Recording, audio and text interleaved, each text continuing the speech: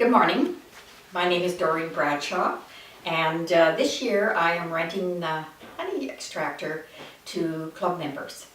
I really commend the Regina District Bee Club for having an extractor because as we know, there are many new members, and it's always great to be able to have a electric extractor to extract your honey with no cost to that other than a small rental fee.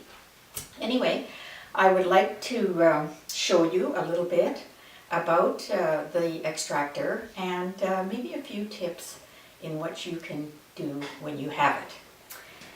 First of all, you do sign a rental agreement, and then you can have the extractor. You make a money deposit, and that is held here until you come back, and then it's just the small rental fee after that. Now, for our frames, I don't have a proper frame, but this one will do in what I want to show you. When you get your frame of honey, the first thing you must do, and that is clean it all off, all the way around. This is very important to get all that excess wax and honey and that sort of thing from around the edges. So take that all off around the edge. Then after that, you then do all the two sides. Just make sure you scrape in between so that when you put these back in for the bees to fill again, then this is nice and clean. So that's important, but it's also important when you're extracting honey. You don't want to get excess of wax in the honey, if you can at all. Okay?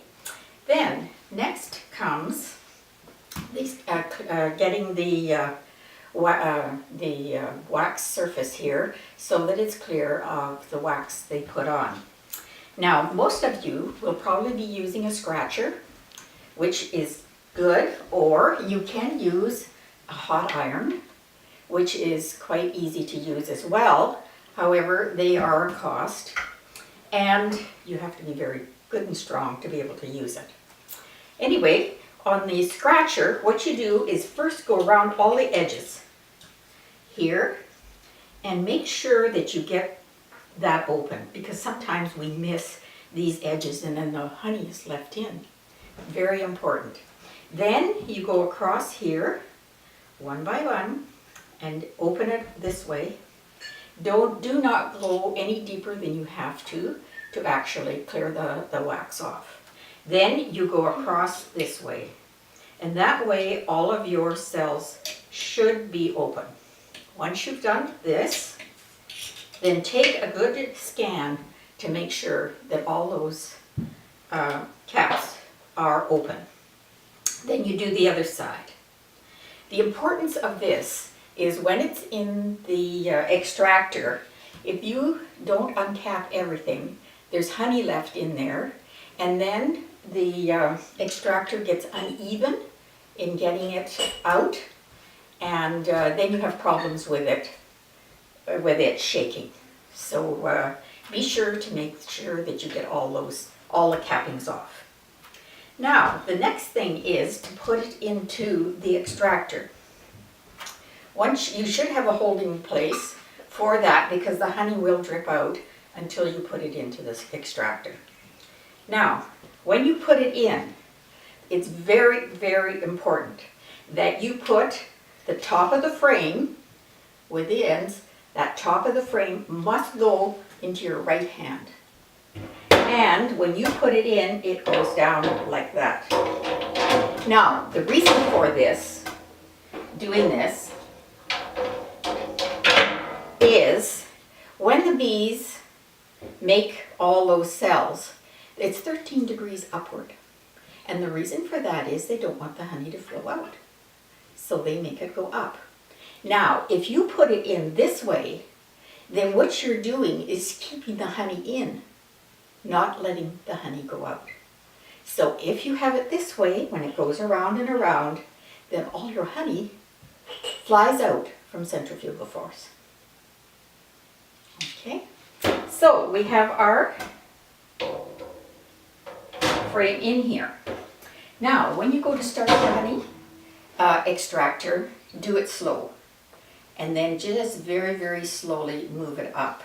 And the reason for that is because you can get quite a bit of the honey out at the slow pace, and then you get it into the higher speeds at the end, because then there isn't as much honey, and of course you fly it out, it flies out, and it does dry. It kind of has a dry look in when you're finished extracting that side. Then what you do is turn it off. You take your frame out, and it's very important. This is on the right hand. Flip it this way.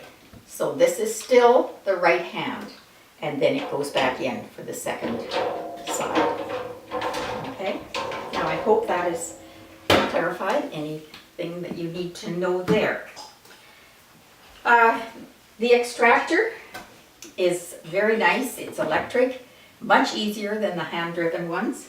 And when you're all finished, there's a little Allen key here, which will, you can unscrew, and then you can undo each one of these screws and take that and the electric part off.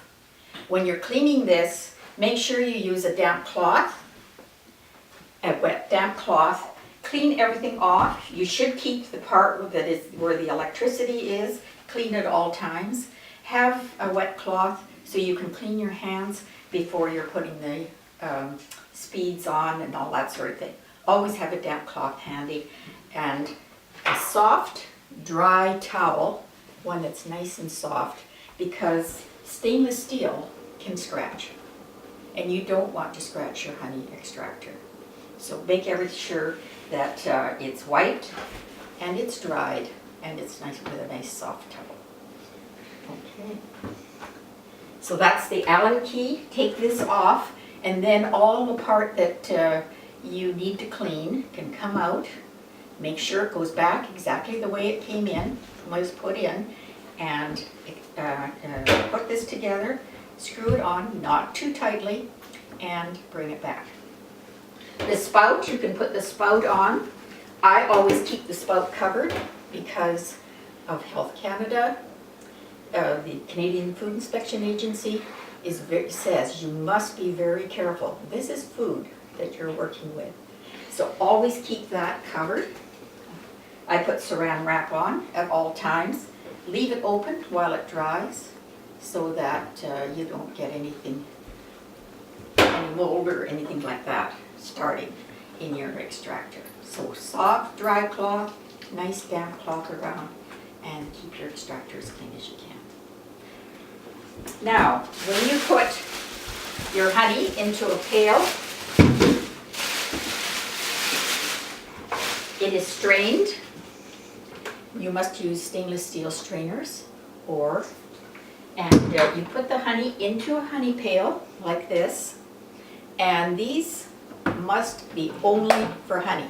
Never use them for anything but honey, because once you do, they're contaminated. If it's sugar syrup or anything like that, then they're contaminated, and you should not use them again.